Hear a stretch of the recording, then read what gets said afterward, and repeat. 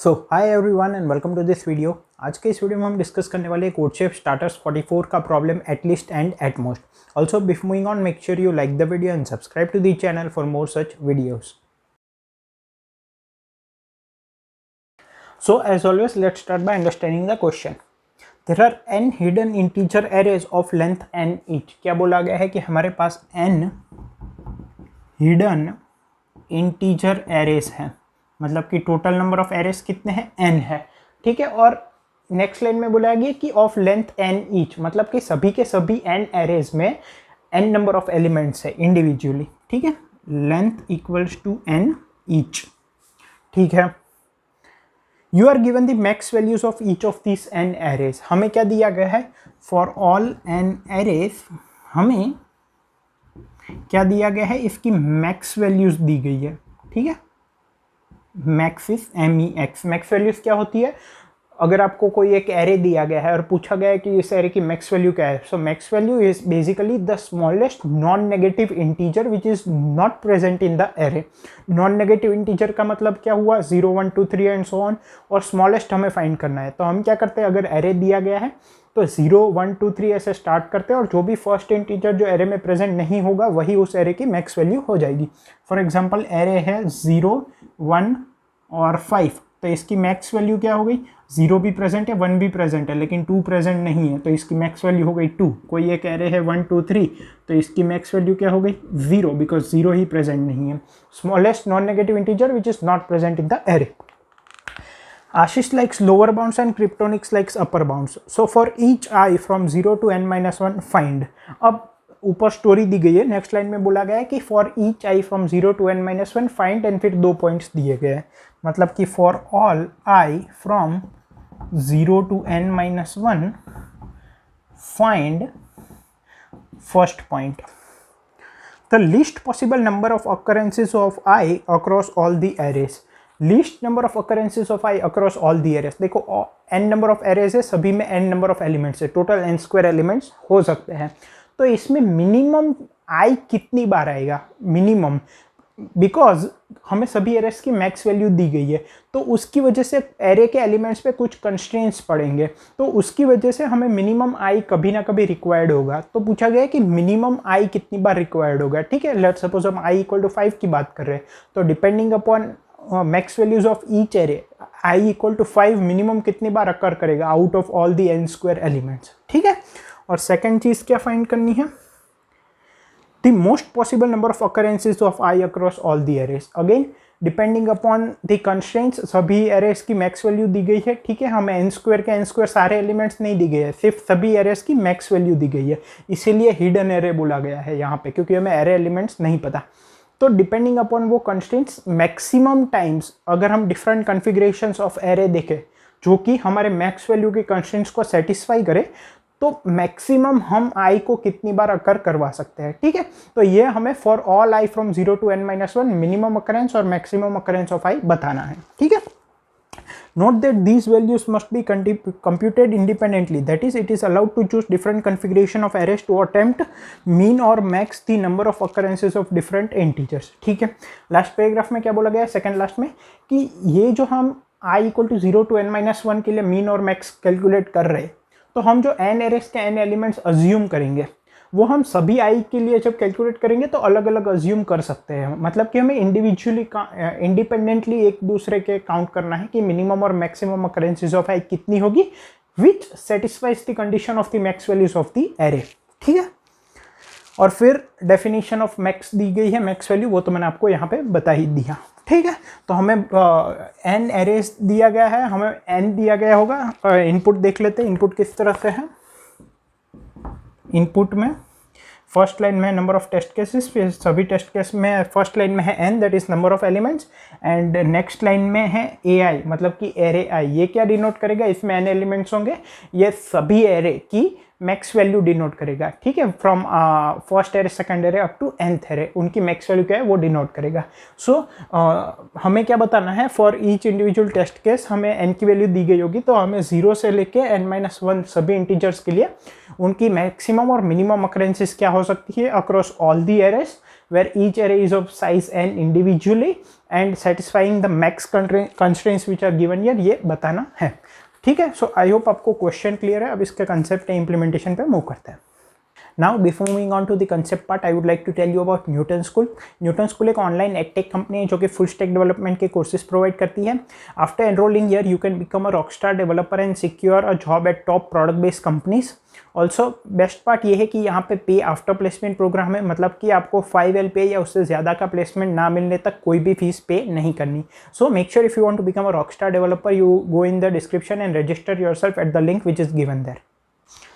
सो अब अगर यहाँ पे कंसेप्ट की बात करें तो बेसिकली हमें क्वेश्चन में क्या दिया गया है कि भाई हमारे पास n एरेज है, सभी एरे की साइज है वो n है, length equal to n each. ठीक है, और हमें सभी एरेज की मैक्स वैल्यू दी गई है in the form of array a1 a2 a3 up to an। Max value क्या होती है? Smallest non negative integer which is not present in the array. ठीक है, अब तो ये n एरे दिया गया है। अब हमें बताना है for all i from 0 to n-1 दो चीज़ें बतानी है, मिनिमम अकरेंसेस ऑफ i और मैक्सिमम अकरेंसेस ऑफ i। अब ये मिनिमम और मैक्सिमम अकरेंसेस ऑफ आई का क्या, और ये इंडिविजुअली ट्रीट करना है, मतलब कि maximum occurrences of I for the given N arrays with this max value के लिए मुझे कोई एक अलग एरे स्ट्रक्चर मिलता है, मतलब कि जो n² एलिमेंट्स है टोटल वो मैं एक पर्टिकुलर सिलेक्ट करता हूँ, तो i+1 के लिए मैं दूसरे एलिमेंट सिलेक्ट कर सकता हूँ सच दैट i+1 का अकरेंस मैक्सिमम हो, बट मैक्स वैल्यू यही रहनी चाहिए सभी एरेस की जो दी गई है वो, और सभी एरे की साइज n कंसिडर करके चलना है। ठीक है, तो अब मिनिमम और मैक्सिमम अकरेंस का क्या मतलब, अगर हम थोड़ा समझे, एक है minimum occurrences of I given constraints, एक है maximum occurrence of I given constraints. तो मिनिमम अकरेंस का मतलब होता है कि भाई रिक्वायर्ड, कि भाई इतनी तो चाहिए ही चाहिए, इसके अलावा ये कंस्ट्रेंट सेटिस्फाई नहीं होंगे। और मैक्सिमम अकरेंस का मतलब क्या होता है कि रिक्वायर्ड जितनी चाहिए वो तो लेनी ही पड़ेगी, प्लस जितनी भी एम्प्टी पोजीशंस है, क्योंकि अगर एम्प्टी का क्या मतलब, अगर मुझे n इक्वल टू 5 है और मैक्स वैल्यू मुझे दी गई है उस एरे की 2, तो n इक्वल टू 5 है और मतलब कि साइज 5 है एरे की और इसकी मैक्स वैल्यू 2 है, तो मुझे 0 और 1 कंपलसरी चाहिए और 2 नहीं आना चाहिए। तो ये 3 एम्प्टी पोजीशंस है ना, यहाँ पे मैं कुछ भी रख सकता हूँ, यहाँ पे तो कोई कंस्ट्रेंट्स नहीं है, तो रिक्वायर्ड प्लस एम्प्टी पोजीशंस। लेकिन इफ़ वी कैन ऐड, ठीक है, कैन ऐड, हो सकता है हम एम्प्टी पोजीशंस में ऐड ना भी कर सके गिवन कंस्ट्रेंट्स। तो अब इसको थोड़ा एनालाइज करते हैं। अगर मेरे पास n इक्वल टू 5 है और मुझे बोला गया है कि इस एरे की मैक्स वैल्यू 3 है, ठीक है, तो नंबर ऑफ एलिमेंट्स 5 है, मैक्स वैल्यू 3 है, तो मिनिमम मुझे i इक्वल टू 4 के लिए मैं बात कर रहा हूँ, तो मिनिमम अकरेंस ऑफ 4 कितना होगा और मैक्सिमम अकरेंस ऑफ 4 कितना होगा। देखो 5 एलिमेंट्स है, ठीक है, मैक्स वैल्यू 3 है, मतलब 0 1 2 को तो आना ही पड़ेगा, 0 1 2। अब दो पोजीशन एम्प्टी है, तो मिनिमम अकरेंस ऑफ 4 क्या होगा, भाई यहाँ पे रिक्वायर्ड ही नहीं है तो मैं क्यों लूँगा, मिनिमम अकरेंस पूछा है ना, तो मैं यहाँ पे 0 ले लेता हूँ। कुछ भी हो सकता है, यहाँ पे 10 की पावर 6, यहाँ पे 10 की पावर 6, ये भी हो सकता है, लेकिन मिनिमम अकरेंस पूछा गया है, तो यहाँ पे मैं दो वैल्यूज ऐसे लूँगा जो कि इसके बराबर ना हो and which does not violet the constraint. Constraint क्या है कि मैक्स वैल्यू 3 होनी चाहिए। यहाँ पे मैक्सिमम अकरेंस पूछा है, भाई मैं यहाँ पे 4 ही दोनों में ले लूँगा। मैक्सिमम अकरेंस पूछा है, इसकी मैक्स वैल्यू क्या है, 3 ही है, कोई कंस्ट्रेंट वायोलेट हो रहा है, नहीं हो रहा, ठीक है। तो ये एम्प्टी पोजीशंस थी, यहाँ पे मैंने रख दिया। अब इसी की जगह अगर मुझे पूछते कि i इक्वल टू 2 की मिनिमम रिक्वायरमेंट क्या है और मैक्सिमम रिक्वायरमेंट क्या है, तो मिनिमम रिक्वायरमेंट की अगर बात करें तो भाई यहाँ पे मैक्स वैल्यू 3 है, तो मुझे 0 1 2 तो लेना ही है। अब यहाँ पे मैं 0 ले लूँगा बिकॉज मिनिमम रिक्वायरमेंट पूछा है। मैक्सिमम रिक्वायरमेंट यहाँ पे भी 2 ले लो, ठीक है। अब इसी की जगह i इक्वल टू 3 का पूछे, तो ये तो 0 1 2 है और मिनिमम रिक्वायरमेंट है तो मैं नहीं लूँगा। मैक्सिमम रिक्वायरमेंट में भी मैं यहाँ पे 3 नहीं ले सकता, क्योंकि अब इसकी मैक्स वैल्यू 3 नहीं बची, अब वो 4 हो गई, कंस्ट्रेंट वायोलेट हो गए। ठीक है, तो इस केस में मैक्सिमम और मिनिमम अकरेंस दोनों क्या हो जाएगा, 0 हो जाएगा। तो यहाँ से आपको एक आइडिया लग गया होगा कि यहाँ पे मिनिमम अकरेंसेज ऑफ आई और maximum अकरेंसेज of I given the size of the array and the max value of array क्या है और कैसे निकाला जा सकता है। अब यही कंसेप्ट हमें एन एरेस के लिए लगाना है for n number of max values and for each value of i from 0 to n-1। ठीक है, तो ये हमें समझ में आ गया। अब यहाँ पे एक बात समझो, अगर मेरे पास n एरेस है, ठीक है, और उनकी कंस्ट्रेंट ऑफ मैक्स वैल्यू के हिसाब से मुझे कुछ ना कुछ जो एलिमेंट्स है वो तो ऑक्यूपाइड ही होंगे। जैसा कि यहाँ पे अगर मैक्स वैल्यू 3 थी तो 3 पोजीशन 0, 1, 2, 1 और 2 ये तो ऑक्यूपाइड ही थे, 2 पोजीशंस एम्प्टी थे। ठीक है, तो ये हमें ध्यान में रखना है। ठीक है, एन एरेस के लिए। तो अब एक के बाद एक देखते हैं मिनिमम अकरेंस ऑफ आई क्या हो सकता है और मैक्सिमम अकरेंस ऑफ आई क्या हो सकता है, और फिर क्या करेंगे, मिनिमम अकरेंस ऑफ आई मिल गया, मैक्सिमम अकरेंस ऑफ आई मिल गया, फिर आई इक्वल टू 0 to n-1 के लिए फाइंड कर लेंगे। और अभी ये भी इसमें देखते देखते पता चल जाएगा कि इसको एफिशिएंटली कैसे अप्लाई करना है। अब मिनिमम अकरेंस ऑफ आई का क्या मतलब, अब सोचो मिनिमम अकरेंस ऑफ आई का क्या मतलब कि वो उस एरे में प्रेजेंट होना ही चाहिए, वरना काम नहीं चलेगा। ठीक है, तभी उसको काउंट करेंगे एक बार, वरना काउंट नहीं करेंगे। तो अगर आई है वो किसी एक एरे में कब प्रेजेंट होगा, जब उस एरे की मैक्स वैल्यू वो ग्रेटर देन आई होगी। For example i equal to 4 है और मैक्स वैल्यू मुझे दी गई है 5 और नंबर ऑफ एलिमेंट्स है 4 या तो फिर मान लो 6 है। ठीक है, तो मैक्स वैल्यू 5 है, इसका मतलब मुझे 0, 1, 2, 3, 4 तक के एलिमेंट्स को तो लाना ही पड़ेगा। मैक्स वैल्यू का मतलब क्या होता है, smallest non negative integer which is not present, तो उससे छोटे जितने भी है 0 से लेके वो सब प्रेजेंट होने चाहिए। तो अब मिनिमम अकरेंस बोला गया है तो ये लास्ट पोजीशन एम्प्टी है, लेकिन मैं यहाँ पे 4 नहीं लूँगा। क्यों, क्योंकि मिनिमम अकरेंस बोला गया है, मैं यहाँ पे 0 ले लूँगा। समझ गया आप? तो मिनिमम अकरेंस ऑफ आई किस में अकर करेगा, जिसमें उसकी जिस एरे में उसकी मैक्स वैल्यू ग्रेटर देन आई होगी। और मिनिमम अकरेंस बोला गया है तो एक बार चाहिए हमें, तो हम एक ही बार लेंगे। बाकी एम्प्टी पोजीशंस होंगी तो वहाँ पे कुछ और रख देंगे, क्या रखेंगे वो कोई फर्क नहीं पड़ता, बताने की ज़रूरत नहीं है, हमें सिर्फ ये बताना है कि मिनिमम अकरेंस ऑफ आई क्या होगा। ठीक है, तो आई कितने एरे में आएगा, जितने एरे की मैक्स वैल्यू ग्रेटर देन आई होगी। Number of arrays whose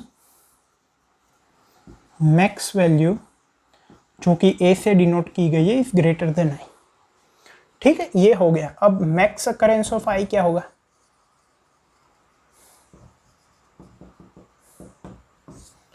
max occurrence of i is required plus empty positions.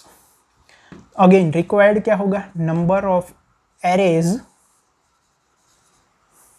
Whose max value is greater than i, empty positions. अब एक बात समझो आप, जितनी भी एम्प्टी पोजीशंस है, ठीक है, फॉर एग्जांपल ये मानो हमारे n एरेस है, उसको मैंने ऐसे वर्टिकली प्लेस किया है। ये फर्स्ट एरे एलिमेंट्स है, ये सेकंड एरे एलिमेंट्स है, ये थर्ड एरे एलिमेंट्स है, ये फोर्थ एलिमेंट्स है, एंड सो ऑन। ठीक है, और वैल्यूज इसमें कुछ होगी। अब ये 0 से लेके ये n तक जाता है।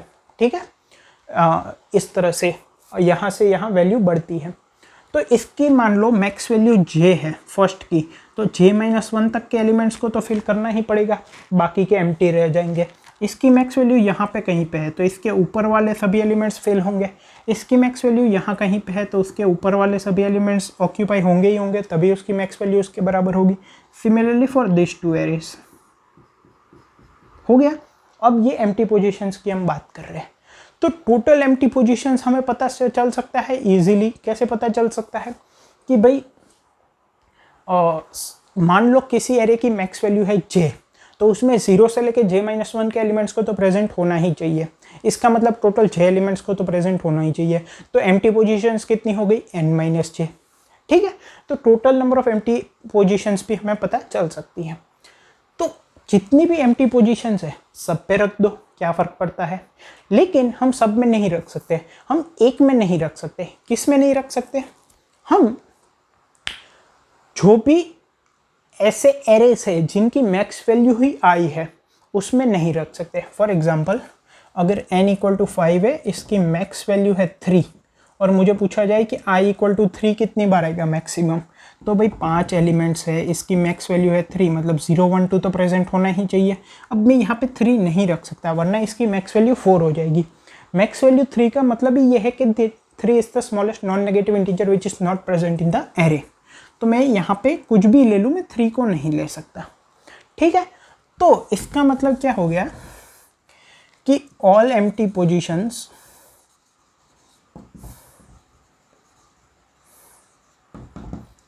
Accept arrays having max value equal to I, जिसकी i-1 है उसमें भी मैं रख सकता हूँ। For example n equal to 5 है, मैक्स वैल्यू है 2 और मुझे i इक्वल टू 3 की मैक्सिमम अकरेंस फाइंड करनी है। तो 0 1 2 3 4 ये 5 एलिमेंट्स हो गए, मैक्स वैल्यू 2 है, मतलब 0 और 1 तो प्रेजेंट होने ही चाहिए। अब 3 की मैक्सिमम अकरेंस मुझे बतानी है। देखो 2 नहीं आ सकता लेकिन 3 तो भाई आ सकता है।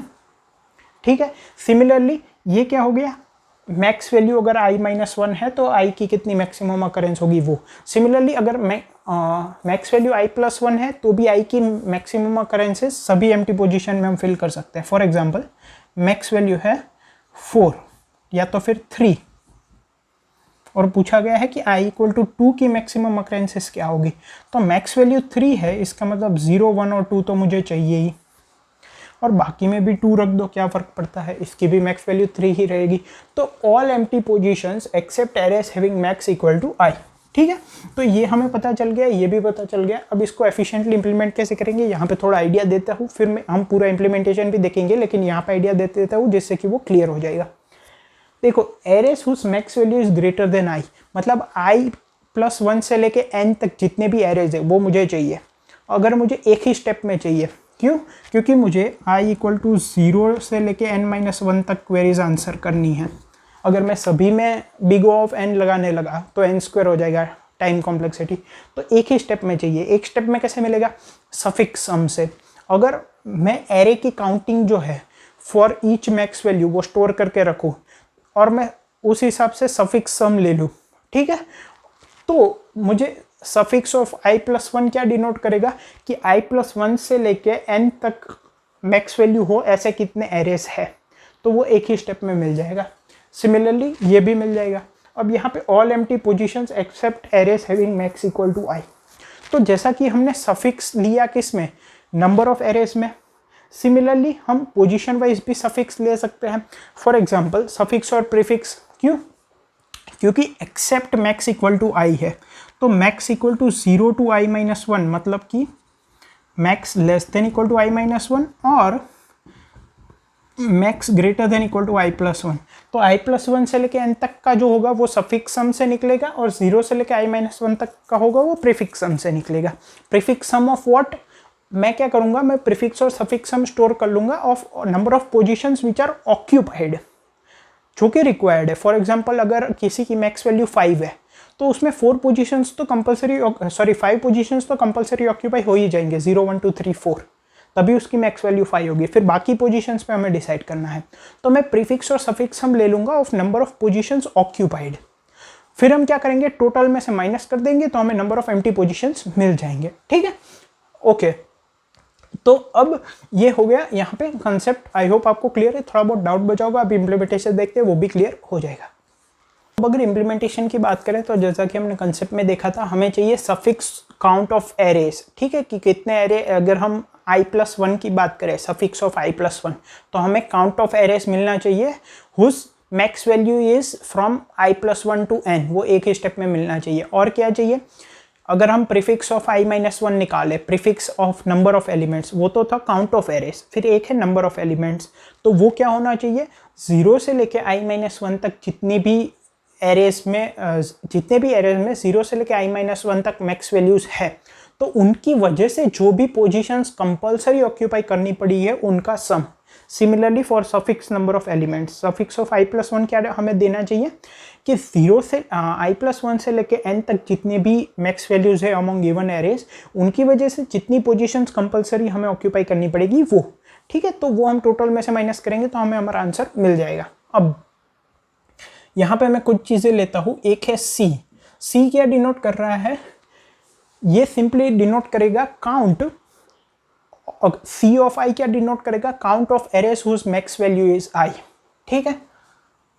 सी एलिमेंट्स क्या डिनोट करेगा, ये डिनोट करेगा number of elements occupied, C elements of आई क्या डिनोट करेगा, सी एलिमेंट्स ऑफ आई ये डिनोट करेगा कि total number of positions out of n square, क्योंकि n एरेज है, सभी में n एलिमेंट्स है, total positions out of n square which are occupied compulsory, which are required because of max value equal to i in the given array a1 a2 a3, इसमें जितनी भी max value i दी गई होगी उसकी वजह से जितने भी एलिमेंट्स हमें वो max value equal to i की वजह से जितने हमें पोजीशंस ऑक्यूपाई करने पड़े compulsory out of the n square elements, वो इसमें मिलेगा। फिर एक होगा प्रीफिक्स, प्री ऑफ आई, ये क्या डिनोट करेगा कि जीरोस, ये और सी सिनोनिमस है, बस ये है कि ये प्रीफिक्स होगा। ये अगर डिनोट कर रहा है कि मैक्स इक्वल टू आई वाले कितने एरे हैं, तो प्रीफिक्स ऑफ आई डिनोट करेगा कि ऐसे कितने एरेज है जिनकी मैक्स वैल्यू 0 से लेके आई तक है, एक ही स्टेप में। सिमिलरली एक होगा प्रीफिक्स एलिमेंट्स, ये क्या डिनोट करेगा कि भाई 0 से लेके आई तक जितनी भी मैक्स वैल्यूज है उनकी वजह से जितनी पोजीशंस हमें कंपलसरी ऑक्यूपाई करनी पड़ी है वो नंबर ऑफ पोजीशंस। फिर एक होगा सफिक्स ऑफ आई, ये क्या डिनोट करेगा कि आई से लेके n तक जितने भी एरेज है जिनकी max value, number of arrays whose max value is between i to n, वो एक ही स्टेप में इसमें मिल जाएगा। और सफिक्स एलिमेंट्स, ये क्या डिनोट करेगा, suffix elements of I, number of positions which are occupied due to the arrays whose max value are from I to n, उनकी वजह से जो कंपलसरी पोजीशंस हमें ऑक्यूपाई करनी पड़ी है वो। तो अब इसको कैलकुलेट कैसे करेंगे, अब जैसे कि हमें इनपुट किस तरह से दिया गया है, पहले नंबर ऑफ टेस्ट केसेस, सभी टेस्ट केस में है n, that is the size of the each array and number of arrays, और फिर ai है, ये क्या डिनोट कर रहा है, हर एक एरे की मैक्स वैल्यू। तो मैं इन सभी की जो साइज है वो क्या ले रहा हूँ, n+1 ले रहा हूँ, ठीक है। तो for i equal to 0, i is less than n, i++, ठीक है। मैं ये इनपुट ले रहा हूँ, तो मान लो वो मैं j के टर्म में ले रहा हूँ, ठीक है, c इनपुट j, ठीक है। तो ये इनपुट ले लिया j, अब मैं c और c एलिमेंट ये दोनों को फिल करूँगा। इनिशियली मैं इनको 0 कर दूंगा सभी वैल्यूज़ को। तो count of arrays whose max value is j plus plus and count of number of positions occupied due to the arrays whose max value is j, वो कितनी होगी, प्लस इक्वल टू j, क्योंकि number of arrays की count तो एक ही बढ़ेगी लेकिन positions out of n square वो कितनी ऑक्यूपाई करेगा, j, क्योंकि अगर मेरी मैक्स वैल्यू है 5 तो 0 से लेके 4 तक की वैल्यू तो उस एरे में होनी ही चाहिए, तो 5 पोजीशंस कंपलसरी ऑक्यूपाई हो गई। तो ये हो गया। अब मुझे प्रीफिक्स और सफिक्स कैलकुलेट करना है, इजी है।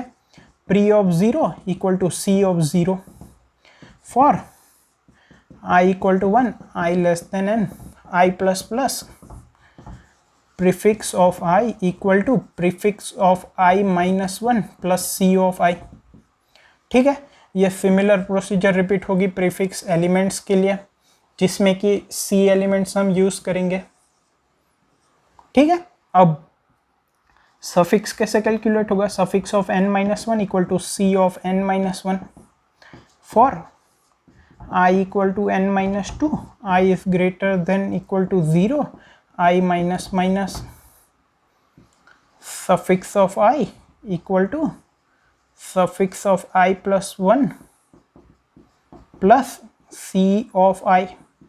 तो ये सफिक्स काउंट हो जाएगा। सिमिलर प्रोसीजर हमें किसके लिए रिपीट करनी होगी, सफिक्स एलिमेंट्स और सी एलिमेंट्स, जिससे कि नंबर ऑफ पोजीशंस ऑक्यूपाइड पता चल जाए, ठीक है।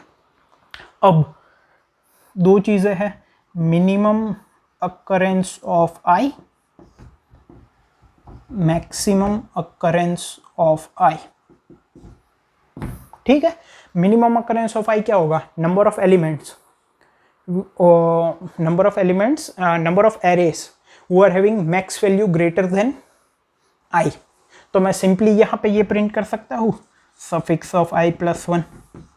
ये क्या डिनोट कर रहा है, number of arrays whose max value is from i plus 1 to n. हो गया मैक्सिमम अकरेंस ऑफ आई।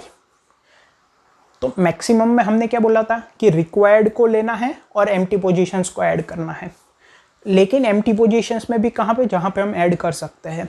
तो पहले तो रिक्वायर्ड क्या है, सफिक्स ऑफ आई प्लस 1, इतनी तो मिनिमम अकरेंस है। फिर एम्प्टी पोजीशंस कैसे मिलेगा, total minus occupied plus total कितना है एन स्क्वायर माइनस ऑक्यूपाइड कितना है prefix elements of I minus 1 plus suffix elements of I plus 1। Sorry,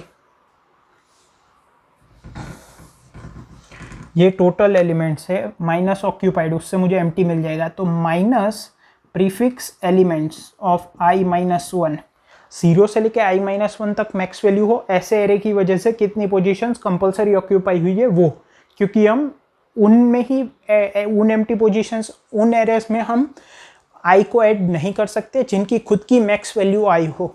तो हमें आई माइनस 1 तक की एम्प्टी पोजीशन सब्ट्रैक्ट करनी पड़ेगी, सॉरी ऑक्यूपाइड पोजीशन सब्ट्रैक्ट करनी पड़ेगी out of the total, minus suffix elements of I plus 1, ऐसी मैक्स वैल्यूज जिनकी ऐसी पोजीशंस जो कि कंपलसरी ऑक्यूपाई हुई हो due to max values from i plus 1 to n, उनको भी सब्ट्रैक्ट कर देंगे from n square, minus count of array i into n, क्योंकि टोटल नंबर ऑफ एलिमेंट्स में से अगर मेरे पास आई ऐसे एरेस है जिनकी मैक्स वैल्यू आई है तो उनमें तो मैं एक भी पोजीशन में आई को नहीं रख सकता। तो टोटल माइनस प्रीफिक्स की वजह से कितनी ऑक्यूपाइड है वो, सफिक्स की वजह से कितनी ऑक्यूपाइड है वो, और जिनकी मैक्स वैल्यू आई है उसमें तो एक भी मैं नहीं रख सकता, तो माइनस दिस। तो ये एम्प्टी पोजीशंस वाला हो गया और ये हो गया रिक्वायर्ड, इसमें तो सिर्फ रिक्वायर्ड लाना है। ठीक है, तो इससे हमारा आंसर आ जाएगा। टाइम कॉम्प्लेक्सिटी क्या होगी, ये सब एक एन साइज का फॉर लूप लग रहा है, ये भी एन साइज का फॉर लूप है। ये अब हमें कहाँ लगाना है, for loop for i equal to 0 to n minus 1। एक और चीज़ क्या ध्यान में रखनी है कि जहाँ पे i प्लस 1 और i माइनस 1 इंडेक्स के बाहर जा रहे हो वहाँ पे उस एलिमेंट को नहीं लेना है, ये थोड़ा ध्यान में रखना है। टाइम कॉम्प्लेक्सिटी क्या होगी, बिग O ऑफ n, क्योंकि फॉर लूप लग रहा है कुछ 3-4 सभी n साइज के हैं और summation of n over all the test cases 3 × 10⁵ से कम दिया गया है, तो ये टाइम लिमिट एक्सीड नहीं होगा, गिवन टाइम लिमिट में इजीली हो जाएगा। आई होप आपको कंसेप्ट क्वेश्चन और इंप्लीमेंटेशन तीनों क्लियर है। इसका सोल्यूशन कमेंट कमेंट्स में प्रोवाइड किया है। Thank you.